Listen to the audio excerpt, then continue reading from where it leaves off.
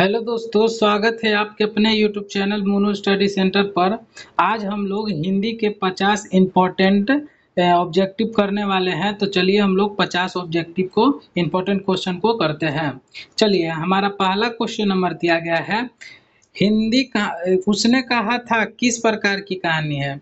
तो उसने कहा था ये कर्म प्रधान कहानी है। ए ऑप्शन राइट आंसर हो जाएगा। दूसरा क्वेश्चन नंबर दिया गया है, किसे लोकनायक के नाम से जाना जाता है। तो लोकनायक के नाम से जाना जाता है जयप्रकाश नारायण जी को। राइट आंसर हो जाएगा बी ऑप्शन, जिनका जन्म हुआ था 1902 ईस्वी में। आप लोग याद रखिएगा।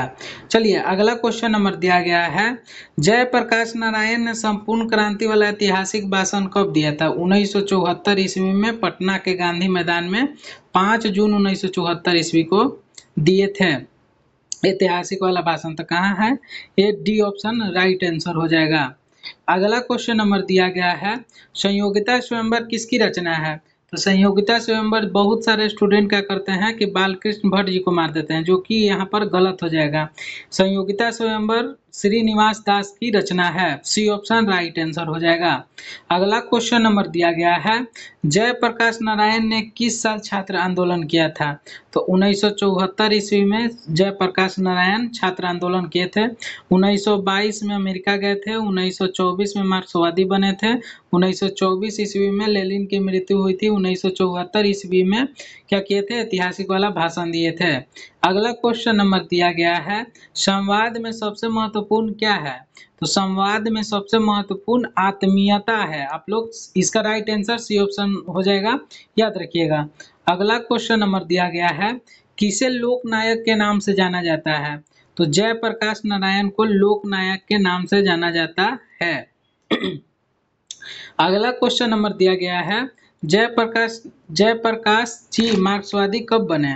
तो 1924 ईस्वी में मार्क्सवादी बने। 1924 ईस्वी में लेनिन की मृत्यु हुई। ये भी आप लोग याद रखिएगा। अगला क्वेश्चन नंबर दिया गया है, ब्रेन ऑफ बॉम्बे मतलब मुंबई किसे कहा जाता है।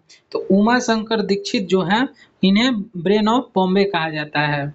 अगला क्वेश्चन नंबर दिया गया है, अगला क्वेश्चन है, उसने कहा था कहानी की क्या विशेषता है। तो इसमें प्रेम का भी कहानी है, प्रेम पर बलिदान भी दिया गया है, ये भी हो जाएगा। युद्ध भी कहानी है, फ्रांस और क्या है जर्मनी के बीच में लड़ाई हो रहा था।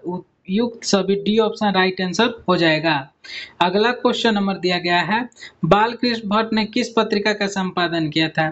तो हिंदी प्रदीप नामक 1974 में शायद किए थे ना। हाँ, हाँ 1974 में ही किए थे। इसका राइट आंसर बी ऑप्शन हो जाएगा। अगला क्वेश्चन नंबर दिया गया है, बोलने से ही मनुष्य का रूप का साक्षात्कार होता है, किसने कहा था।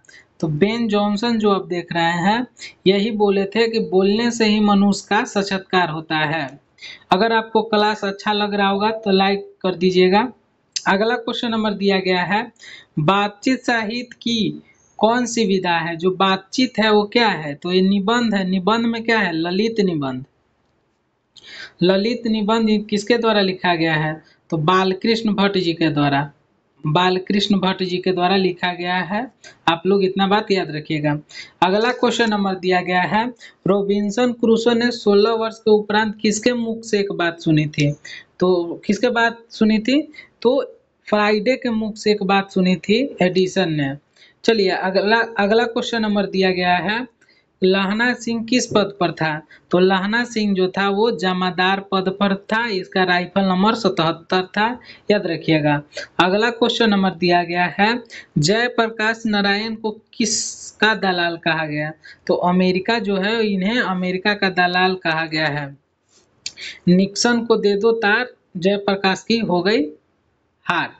यही चैप्टर में बात किया गया है। चलिए, अगला क्वेश्चन नंबर दिया गया है, बिहार में हिंदी की वर्तमान स्थिति विषय पर लेख के लिए किसने सर्वोच्च पुरस्कार प्राप्त किया। तो ये आप जयप्रकाश नारायण जी देख रहे हैं, इन्हीं को मिला था हिंदी में, बिहार में हिंदी की वर्तमान स्थिति पर मिला था इनको। चलिए, अगला क्वेश्चन नंबर दिया गया है, जयप्रकाश नारायण के स्वास्थ्य पर निगरानी रखने वाले को नाम क्या था। तो doctor Rahman. B option right answer हो जाएगा, आप लोग याद रखिएगा। अगला क्वेश्चन नंबर दिया गया है, उसने कहा था कहानी में किस शहर का चित्रण है? तो अमृतसर का चित्रण है। अगला क्वेश्चन नंबर दिया गया है, चंद्र शर्मा गुलेरी का निधन कब हुआ था? तो 1922 ईस्वी में चंद्र शर्मा गुलेरी जी का निधन हुआ था। आप लोग याद रखिएगा। अगला क्वेश्चन नंबर दिया गया है, बालकृष्ण भट्ट जी का जन्म कब हुआ था? तो 1944 में जन्म हुआ था, 1844 में जन्म हुआ था, 1922 में इनका मृत्यु हो गया था। अगला क्वेश्चन नंबर दिया गया है, जयप्रकाश नारायण जब जन्म कब हुआ था? तो जयप्रकाश नारायण को 1902 में इनका जन्म हुआ था, याद रखिएगा। अगला क्वेश्चन नंबर दिया गया है, उसने कहा था कहानी के नायक, नायक मतलब हीरो, हीरो कौन है? तो लाहना सिंह, यहाँ पर लाहना होगा, लाहना सिंह। आप लोग याद रखिएगा, ए ऑप्शन इसका राइट आंसर हो जाएगा। अगला क्वेश्चन नंबर दिया गया है, किस पाठ से आई है, मृत्यु के कुछ समय पहले स्मृति बहुत साफ हो जाती है? तो उसने कहा था में चर्चा किया गया है, 1915 में प्रकाशित हुआ था और चंद्र शर्मा गुलेरी जी के द्वारा 3 ही कहानी लिखा गया है। 2 गो 1911 में लिखा गया था, एगो 1915 में लिखा गया था। चलिए अगला क्वेश्चन नंबर दिया गया है, गुलेरी जी ने किस पत्रिका का संपादन किया था? तो समालोचन काशी नगरी प्रचार पत्रिका का संपादन किए थे। अगला क्वेश्चन नंबर दिया गया है, जयप्रकाश नारायण को भारत की जनता किस नाम से जानती है? तो लोकनायक के नाम से जानती है। कहाँ है लोकनायक? सी ऑप्शन राइट आंसर हो जाएगा। अगला क्वेश्चन नंबर दिया गया है, चंद्र शर्मा गुलेरी का जन्म कहाँ हुआ था? तो चंद्र शर्मा गुलेरी जी का जन्म जयपुर राजस्थान में हुआ था। मूल मूल पूछ दिया तो गुलेर, गुलेर कांगड़ा हिमाचल प्रदेश, आप लोग याद रखिएगा। अगला क्वेश्चन नंबर दिया गया है, कौन सी रचना बालकृष्ण भट्ट जी की है? कौन सी रचना बालकृष्ण भट्ट जी की है?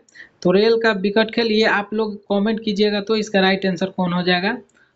उसके बाद हमको कमेंट में पिन कर देंगे इसका राइट आंसर, आप लोग पहले दे दीजिए इसका आंसर कमेंट में जा करके। अगला क्वेश्चन नंबर दिया गया है, जयप्रकाश नारायण के बचपन का क्या नाम था? तो ये बाउल जो है वो जयप्रकाश नारायण के बचपन का नाम था। चलिए अगला क्वेश्चन नंबर दिया गया है, मनुष्य के बातचीत का उत्तम तरीका क्या है? तो मनुष्य के बातचीत का उत्तम तरीका जो है अवाक होकर के खुद से बातचीत करना, खुद के मन में स्मरण करना ही सबसे अच्छा क्या होता है, बातचीत करने का अच्छा तरीका होता है। अगला क्वेश्चन नंबर दिया गया है, जयप्रकाश नारायण के पिताजी का नाम बताइए। तो ये हर्षु दयाल जो देख रहे हैं आप, इनके पिताजी का नाम था हर्षु दयाल, जयप्रकाश नारायण जी के पिताजी का नाम। चलिए अगला क्वेश्चन नंबर दिया गया है, जयप्रकाश नारायण के पिता, ये तो हो गया जी। अगला क्वेश्चन नंबर दिया गया है, संपूर्ण क्रांति के रचनाकार माने लेखक कौन है? तो ये जयप्रकाश नारायण, जिनका जन्म 1900 क्या है 2 में जन्म हुआ था। एक लेख और एक पत्र के लेखक हैं कौन? भगत सिंह। जिद्दू कृष्ण मूर्ति तो अभी नहीं पढ़ाए हैं, जो पढ़ाएंगे तो आपको बता देंगे। अगला क्वेश्चन नंबर दिया गया है, किसने कहा था अभी न जाने कितने मीलों इस देश की जनता को जाना है? तो जवाहरलाल नेहरू कहते हैं कि अभी न जाने कितने मीलों इस देश की जनता को जाना है, इसका सी ऑप्शन राइट आंसर हो जाएगा। अगला क्वेश्चन नंबर दिया गया है, किस अस्पताल में दिनकर का निधन हुआ था? तो बिलिंगटन नर्सिंग होम कहाँ है? डी ऑप्शन में है, बिलिंगटन नर्सिंग होम में दिनकर जी का निधन हुआ था। चलिए अगला क्वेश्चन नंबर दिया गया है, जयप्रकाश, सॉरी यहाँ पर गलती हो गया, जयप्रकाश नारायण ने आईएएस की परीक्षा कहाँ से पास की? तो ये बिहार विद्यापीठ आपको दिख रहा है, यहीं से ये क्या किए थे, आईएएस की परीक्षा पास किए थे। अगला क्वेश्चन नंबर दिया गया है, लहना सिंह की मृत्यु किसके गोद में हुई थी? तो लहना सिंह की मृत्यु किसके गोद, हाँ वजीरा सिंह के। देखिए ये मजाकिया था, लेकिन जब लहना सिंह के गोली लग गया था तो इस बेचारे के आंख में बहुत सारा आंसू गिर रहा था वजीरा सिंह के, लेकिन ये मजाकिया आदमी था। अगला क्वेश्चन नंबर दिया गया है, बालकृष्ण भट्ट किस काल के रचनाकार हैं?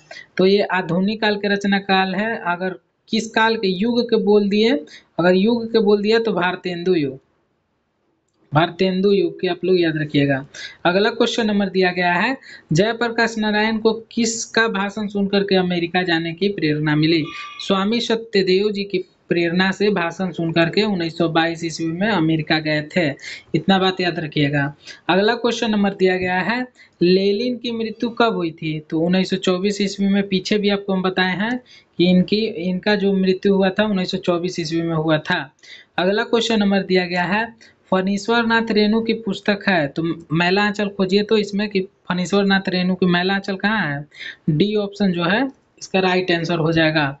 अगला क्वेश्चन दिया है, लाना सिंह के गांव का क्या नाम है? तो लाना सिंह के नाम ये मांझ है और लड़की के गांव का नाम मगर है। आप लोग याद रखिएगा, ये सब दोनों पड़ता है अमृतसर में। अमृतसर पंजाब। अगला क्वेश्चन नंबर दिया गया है, 1974 में बिहार प्रदेश के मुख्यमंत्री अब्दुल गफूर खां कहाँ है जी? बी ऑप्शन राइट आंसर हो जाएगा। अगला क्वेश्चन नंबर दिया गया है, जयप्रकाश नारायण की पत्नी का नाम प्रभावती देवी। सी ऑप्शन याद है? सी ऑप्शन हो जाएगा राइट आंसर। हमको याद नहीं है, आप लोगों को याद करवाना है ना। अगला क्वेश्चन नंबर दिया गया है, रिकंस्ट्रक्शन ऑफ इंडियन पॉलिटी। ये एक को इनकर है, ये है रिकंस्ट्रक्शन ऑफ इंडियन पॉलिटी। इनकी रचना है जयप्रकाश नारायण के। महत्वपूर्ण आप लोग याद रखिएगा। 45 हो गया। 46वां क्वेश्चन दिया गया है, प्रजा सोशलिस्ट पार्टी का गठन कब हुआ था? तो प्रजा सोशलिस्ट पार्टी का गठन ये 1952 में किए थे। ऑफलाइन वाला स्टूडेंट यहाँ पर बहुत गलती किए थे, आप लोग ध्यान में रखिएगा। ये क्वेश्चन को आप लोग 62 में मारे थे, 52 होगा। अगला क्वेश्चन नंबर दिया गया है, जयप्रकाश नारायण ने भारत रत्न की उपाधि कब मिली थी? 1998 में। 79 में इनका क्या हुआ था? मृत्यु हो गया था। लेकिन क्या होता है 98 में इनको क्या मिला? इनको क्या मिला? भारत रत्न मिला, मरणों उपरांत। मर गए थे उसके बाद इनको मिला था। अगला क्वेश्चन नंबर दिया गया है, उर्वशी किसकी रचना है?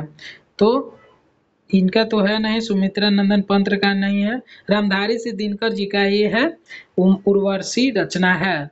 चलिए अगला क्वेश्चन नंबर दिया गया है, दिनकर जी किस लिए प्रसिद्ध हैं? तो साहित्य रचना के लिए प्रसिद्ध हैं। चलिए अगला क्वेश्चन नंबर दिया गया है, सिख राइफल जमादार कितना नंबर था? तो 77 नंबर था। आपको एक क्वेश्चन छोड़ दिया गया था, उसका आंसर आप लोग कमेंट में कीजिएगा। आशा करते हैं कि आपको यह वीडियो अच्छा लगा होगा। अगर अच्छा लगा होगा तो लाइक शेयर एंड सब्सक्राइब जरूर कीजिएगा, अपने दोस्तों के पास शेयर जरूर कीजिएगा। धन्यवाद।